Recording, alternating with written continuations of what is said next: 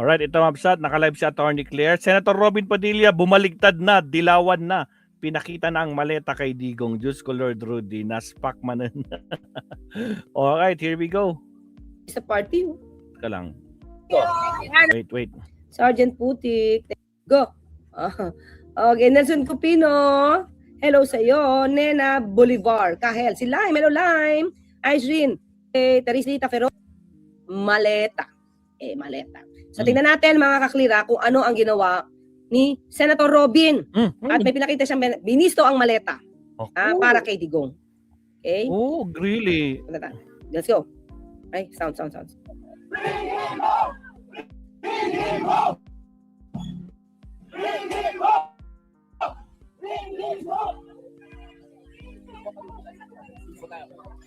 Yan. Hindi mo ka-icon.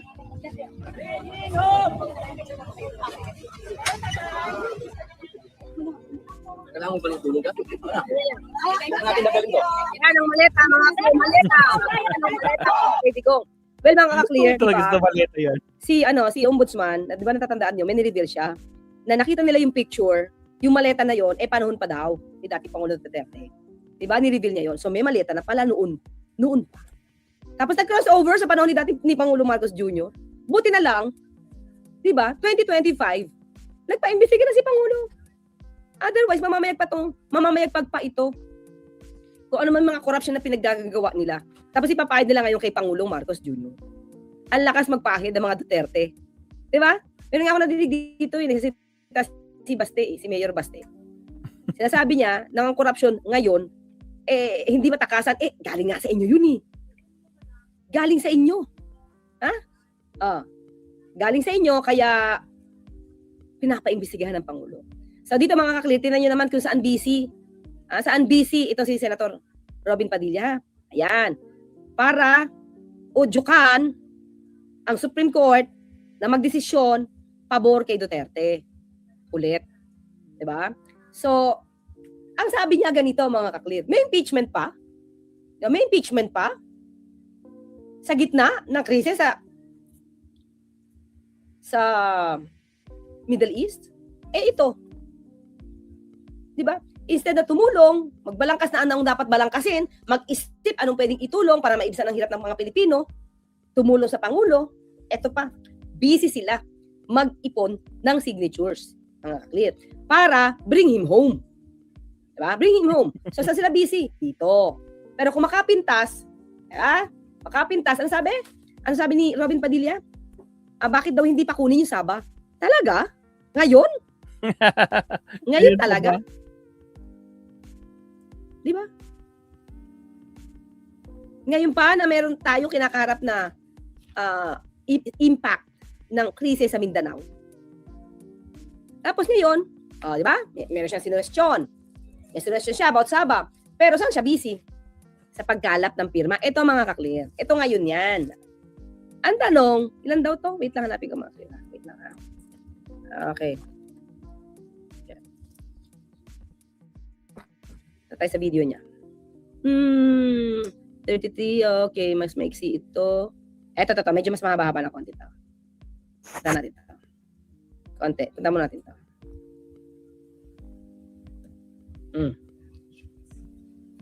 Saan ng mga pirma? May dala po kami na 304,000 ng mga pirma. 304,000. Ano? 300, ano ulit? May dala po kami na 304,000 ng mga pirma. 304,000 na pirma ng mga tao para bring him home? Ilan ba tayo sa Pilipinas, mga kaklir? Diba? Paano the rest kung ayaw? At kaya hindi pumirma? So magpapatinag ang Supreme Court para sa 304,000? 304,000? Magpapatinag? Ilang milyones ba tayo dito? Paano kung the rest ayaw na bring him home? Pangalawa. Pangalawa. Sabi niya, di ba? Parang ito para teka lang ha, para kumbinsihin ang pang... Marila na po yung total, bago po ba yan o yan po yung total ngayon? Hindi po, bago po ito. Dito kayo. Ito po ang aming nakapagsalita. Yan. Marila na po yung total yung lahat ng nakatala. Total signatures Sino to? po na nakalap namin after 4 months is 304,304 signatures. all verifiable, 304,000 strong support to encourage the Supreme Court to Strong decide support. on the Diba? Magkano? 304,000? 300,004? Ulitin nga natin. Ulit. nakalap namin after 4 months, Bago po ito. 304 signatures. Ano? Total signatures po na nakalap namin after 4 months is 304,000. 304,000. Again. 304 signatures. 304,000. So sa 304,000, dapat makumbisi nyo na yung Supreme Court. Di ba mga ka-clear? Hindi ba sila umabot? Pang ilan na ba to? Pang ilan na ba to? Nung last year pa inumpisahan yan, attorney. Pangalawang batch na ba to? Kailangan. So anong gagawin niya? Dadalhin niyo na sa Supreme Court? Tapos anong gagawin ng Supreme Court dyan? Ganyan na ba magdidesisyon ng Supreme Court? Aray ko po. Ganyan ba pagka marami ang pirma? Okay, arrives at Supreme Court to join signature campaign. Meron naman sa dati. Wait Yung una, basahin natin mga ka-clear, read more. Dati na pala siyang pumunta doon. Dito talaga siya busy, mga ka-clear. Ayan busy siya. Sir, ano po yung agenda natin dito ngayon sa Supreme Court? Did we file any petition po?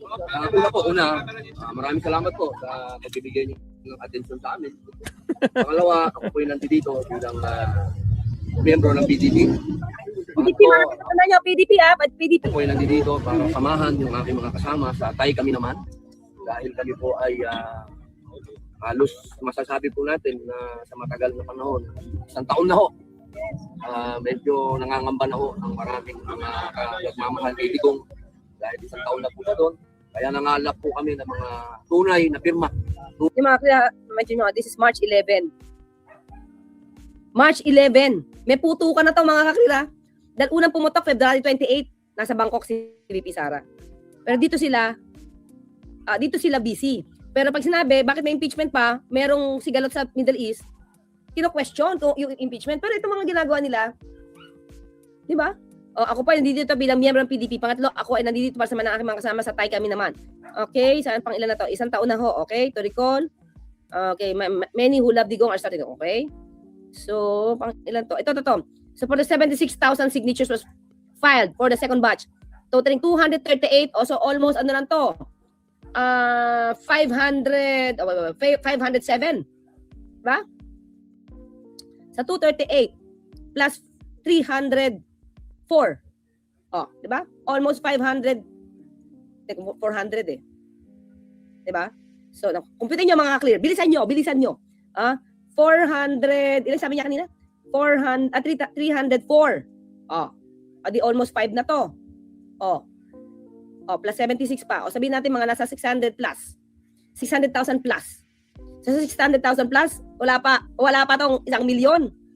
Dapat makinig ang Supreme Court at babaluwilain nila kung ano ang batas. Di ba? Ito pa mga ka-clear. Sanay silang gumawa ng peking resibo, di ba? Paano naman maniniwala ang Supreme Court yan? Authentic yan. Si Mary Grace Piatos yan, hindi makalabas-labas. Saka si mga chichirya gang. Diba?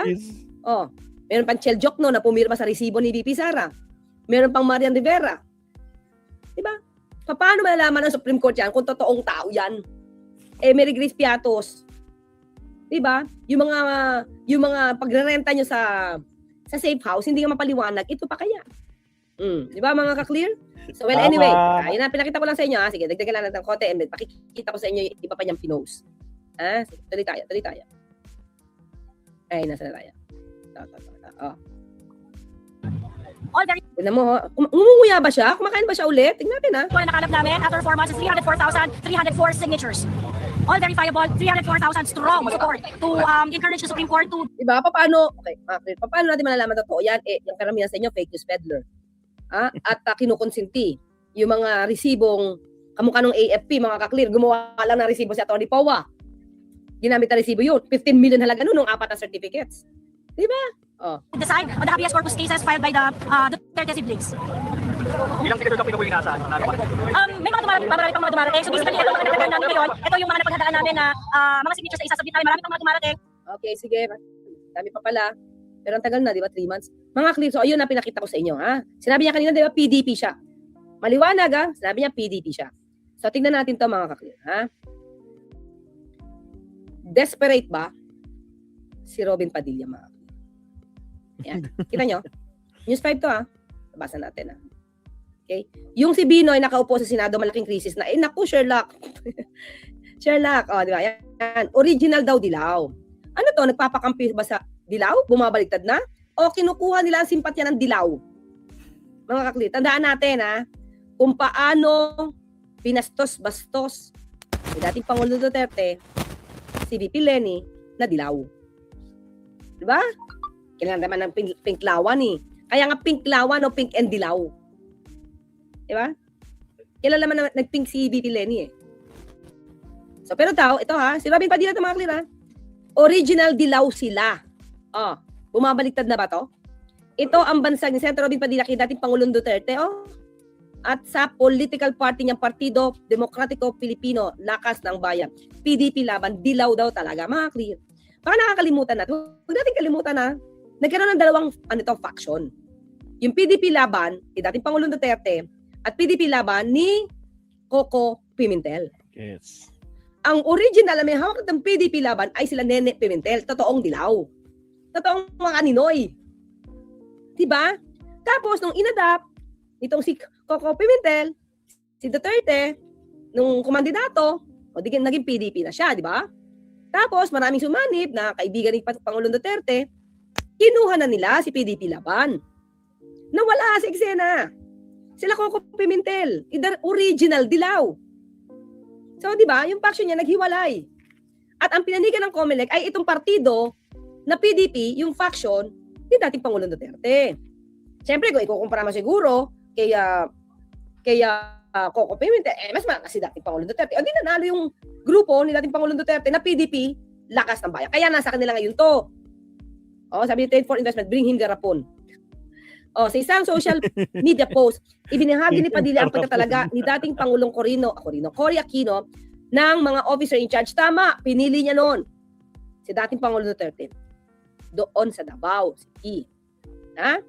Okay, hanapin natin yan ang history niyan, mga kakilala, para meron tayong konteksto.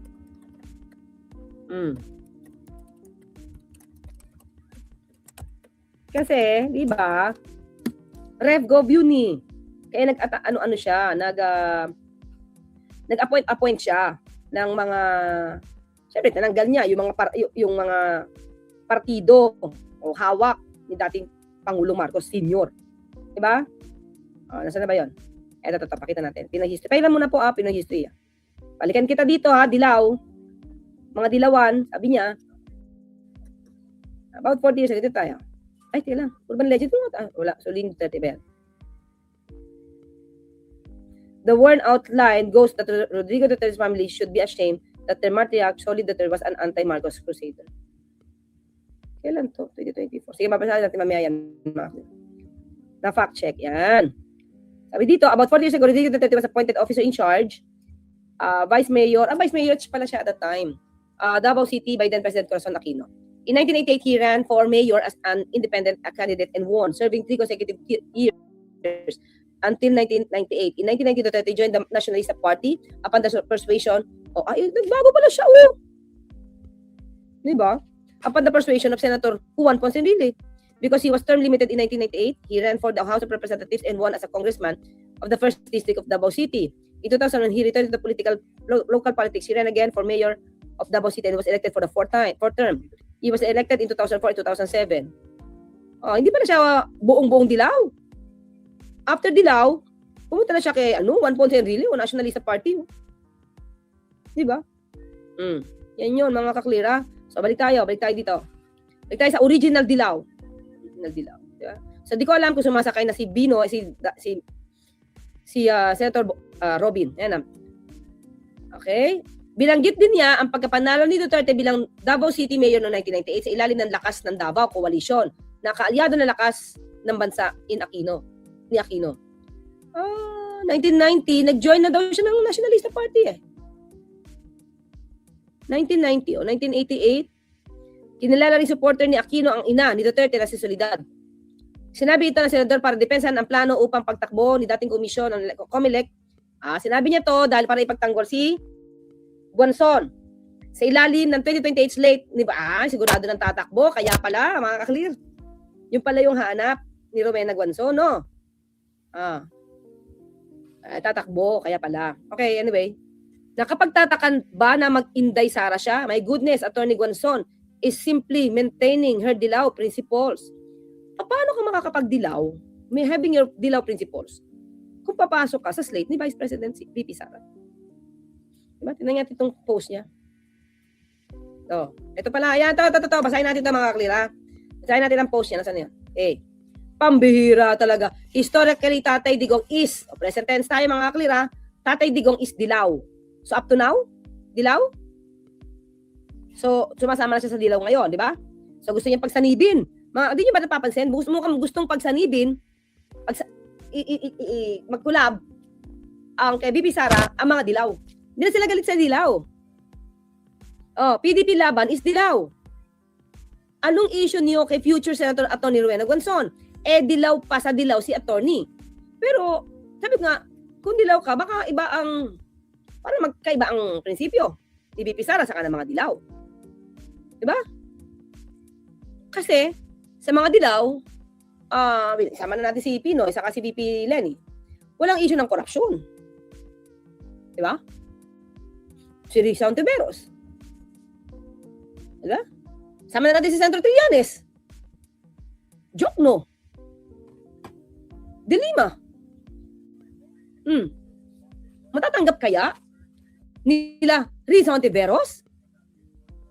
Nila Senator Risa Ontiveros, Secretary Ronald Llamas? Mga dilaw na dilaw yun. Si Ronald Llamas. Matatanggap niya ba si Rowena Guanzon? Sa partido dilaw? Dilaw na dilaw? Ang prinsipyo? Di ba? Nakakapagtaka ba na may Inday Sara siya, na mag-Inday Sara siya? My goodness! Attorney Guanzon is simply maintaining her Dilaw principles. Parang baka hindi to ayunan ni Llamas, mga kaklir. Hirap naman umintindi ng iba. Magsasaliksik naman kasi kayo. Wag puro satsat. Wow! Nagsalita ang hindi satsat, no? Okay. PDP laban was, tingnan muna to mga kaklir. PDP laban was a key pillar of the coalition that supported Corazon. Siya ba nagsalita niyan? Hindi na siguro siya yan. Nasaan na yun? Yun. Okay. Push ito lahat. Push nga to. Cory Aquino, victory in snap election. Wow, kinikilala na talaga nila. In February 26, following the Popular Revolution, Corazon assumed power as President of the Republic through a revolutionary government. Siya pa ba nagsulat ito? Hanggang saan kaya siya? Mukha siya, di ba? Ayan, In March 1986, President Corazon Aquino appointed local officials in charge. OIC National to replace officials associated with the Marcos regime. In Davao City, Aquino appointed Sapiro Respicio as OIC Mayor and Rodrigo Duterte as OIC Vice Mayor. OIC lang Vice Mayor pala siya. Okay. So, ang talagang appointed niya as Mayor, si Respicio. In January 18, 1988, local elections, Rodrigo Duterte won and became the Mayor of Davao City under the banner of Lakas ng Davao Coalition with the Aquinos Lakas Pamasa. Pero dapat sabi niya, nag-nationalista, di ba? Sabi natin, wait lang ha. Tingnan natin ang konting kontekst ito. Tingnan natin. Baka nasa Wikipedia to. Hanapin natin. Teka lang ha, 1998 ba yun? Wait lang mga kakli, wait lang. Dito siguro yan. Early years. 1998.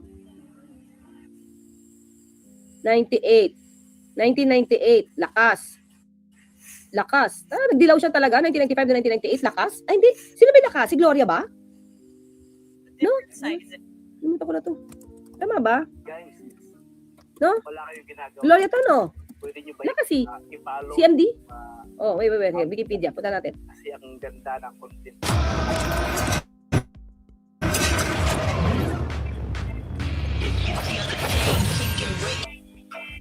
Wala, mga kliro. Tingnan nyo. Okay, 1990 to 1995, nationalista. 1998, independent eh. Ano sasabi na lakas ng Davao? Meron ba lakas ng Davao? Lakas ng Davao. Saan na yan? Lakas ng Davao. Meron ba yan? 1988. 1988, Alliance, may lakas ng Davao. Pero ang lakas ng Davao is, ako makita 1988. Tika lang ha. 1987, lakas ng Davao was organized as the major opposition. Kasi may kinalaban na siya. Diba? Nagtayo siya ng sarili niya. Nagtayo siya ng sarili niya, 1988, kinalaban niya.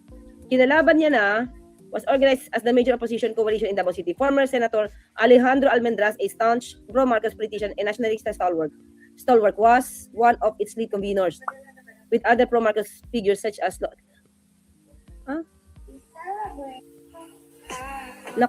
saan lang nga natin para maintindihan nyo din. Yan, kaya. Yan, kita ba? Yan, natin ha.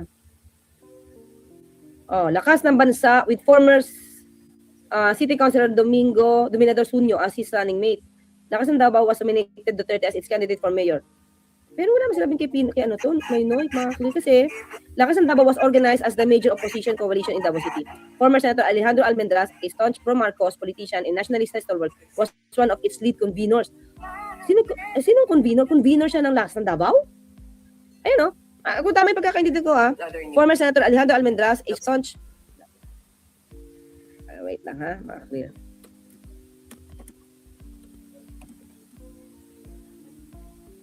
Very loyal. Wait sino leader nito? Tingnan ko na makita.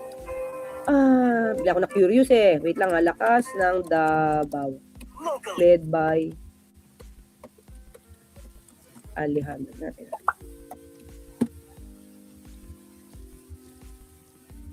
Ito. Dakbayan sa Davao. Wait. Bale, anyway, mga klina, ano ko na lang to. Hindi ko makita Pero yun lang ang nakita natin, okay? So, yan, okay? So, former Senator Alejandro Almendras, okay, pro-Marcos and nationalista, was one of its lead conveners. Ano yung kinunvin niya? Lakas ng Davao? Along with other pro-Marcos figures such as Lopez and former Assemblyman Manuel Garcia. So, Rospicio filed his candidacy under Lakas ng Bansa with former City Councilor Dominador Sunyo Jr. Meanwhile, Lakas ng Davao nominated Duterte as its candidate for mayor. So, parang pro-Marcos naman yung Lakas ng independent siya Yung Lakas ng Davao, mga kakli, parang hindi naman dilaw. Kung ito yung tamang pagkakaintindi ko dinam nyo Diba? Tama ba? Ang nag-convene ito, one of the lead conveners is pro-Marcos politician. Itong Lakas ng Davao. Tama ba? Tama ba? Sorry mga kakli, yun yung pagkakaintindi ko. Baka meron akong na-miss. Tama ba ako? Please help me. Help me sa aking pag-aalis. Okay? Lakas Manghelo. Sino ba? Baka guest candidate si Digong Lakas tama, Lakas ng Davao. Kaya pero ang Lakas ng Davao lumabas dito, hindi Kinoy, hindi sa mga Aquino. Kasi pro-Marcos yung Alejandro Almendras na nag-convene nung Lakas ng Davao. Mali, Davao. Kasi ang may hawak kay Respicio is Lakas ng Bansa. Di ba? Tama ba?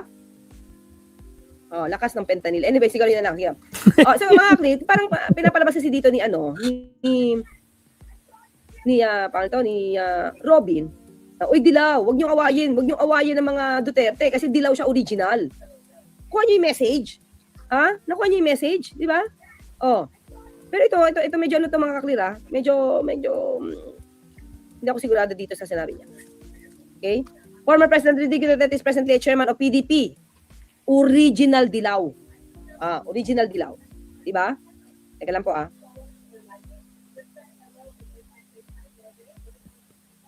Oops, nawala si attorney. What happened? Ayan, di ba mga ka-clear? So, sabi dito, PDP laban is original dilaw. Present tense. Ano ibig sabihin? Mga dilaw, huwag niyo kami awayin, magkampiyan tayo. Kasi si Digong, dilaw yan. So, bumaliktad na? Senator Robin? Ano to? Baka gusto nilang yung salitang kain suka sa kanila pumunta.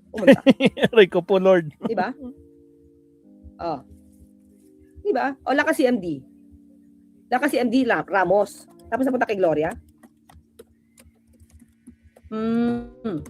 So, ano pa rin siya, mga ka-clear? Fidel Ramos, Lakas. Thank you. Tapos ginamit ni Gloria. Ni Madam. Diba? Ngayon na mga ka-clear, hindi ko kasi malaman. Kaya nagpapaturo ako sa inyo kung ano tong Lakas ng Davao. Kasi pareho, di ba? Lakas ng Davao, lakas ng ano isa? Lakas ng Davao, saka lakas ng bansa. Diba? Yon. Pero anyway, so yun mga kakli, di ba? So anong mensahe dito? Anong mensahe dito ni Robin? ayaw na nilang kalabanin ang dilaw. The way I see it. Dito sa sinabi niya. Dahil PDP, kasama siya, is dilaw. So para bang, wag nyo kaming awayin. Magkakampi tayo. Diba? So kampihan nyo kami. Kasi dilaw si Digong, original. Pero lumipat sa nationalista. Diba? So yun lang mga kaklira, yun lang pinakita ko. Kasi lakas din diba? Lakas talaga ng pagkakasabi na, dilaw na dilaw si Rowena Guanzon eh. Ang tanong natin, matatanggap ba kayo ni Llamas? Kung dilaw kayo, ngayon, PDP laban kayo, matatanggap ba kayo ni Llamas? Matatanggap ba kayo ni De Lima? Matatanggap ba kayo ni Chiar Diokno? Matatanggap ba kayo ni Risa Ontiveros? Dilaw pala kayo original. O baka matalsik na sila, baka ang matalsik, itong sila Llamas sa pagkadilaw, at sila na nga mga yung maging dilaw. Parang PDP, na ginawa nila kay Senator Coco Pimentel, natalsik. Samantala sila yung founder, yung tatay niya, yung founder, natalsik. Diba? As if mapapalaya si Digong sa signature campaign nila. Yun nga lang. Diba mo naman? Well, anyway, pinakita ko na bumaligtad na. Attorney pa shoutout Mike Garcia of Australia. Lagi na nun say thank you. Mike Garcia from Rudy Manuel. Salamat po, sir. Diba? Ibig sabihin niyan, wag niyo nang kalabanin dahil dilaw. Si Rowena Guanzon, dilaw din sila. Original silang dilaw, kaya magkampiyan kayo. Ayun yung dating. Braveheart, nandito ako lagi. Alright. Kailangan magbaligtad na din. Nako po. Robin Hood mga kabsat, bumaligtad na. Bumaligtad ang utak, Sir Leonardo. Diba? Nako, shout out. Simply Talkies Vlog. Kamusta na? Tapos ka na mag-live o mag-live ka pa lang, Kabsat Talkies? Ayan shout out sa kabsat natin si Simply Talkies, mga kabsat, no? Sabi ng mga tao, mabaho ka na, Karen. Dabi na. Magkano raw, Karen? Putragis na Karen Davila yan. Putragis. Siya, Mabsat. Okay na tayo dito. It's already 10:57. Mag-alas 11 na at ilan na ba tayo? Naka-4 na tayo. So maraming salamat. Sakto. Patapos na rin ako, Kabsat Talkies. Nilas ko lang itong si Attorney Claire. So again, maraming salamat mga Kabsat, no? So ayun na nga, no? Kabsat Talkies, bukang bumaligtad na daw sila. Ayaw nilang kalabanin din. Takot sila, no? Kasi ramdam nilang talagang wala na. Kahit anong gawin nila, wala na talaga. Wala silang numero. Tingnan nyo nga doon pa lang sa pag-vote ng sufficient in form, sufficient substance, sufficient in grounds. Lahat, iisa lang. It's either si Suntay, tapos kung hindi si Suntay, tapos bigla, nako po, si Mang Kanor, putragis. Ano nangyari kay Mang Kanor? Buhay pa ba yun? Diyos ko Lord Rudy. Siya. Again, maraming salamat po sa mga bagong pasok. Again, huwag kalimutan mag-like and subscribe. Thank you very much. Tuloy uli natin ito bukas kasi kailangan ko nang pumunta sa Lamay. Last night kasi ngayon. Habol lang ako. Sabi ko alas 11 or 11:30 ako darating. So, makikilamay muna si Maestro sa isa sa mga naging close ko din in terms of photography, mga absat. Dalawang case na nangyari dito sa amin. So, kailangan ko pong magbigay respeto ulit sa ating mga kasamahan in terms of photography. Alright, maraming salamat, Mamsat. Maestro Paul signing off. Kita-kits na tayo ulit bukas, Mamsat. Ang inyong lingkod, paalam, Mamsat. Bye-bye.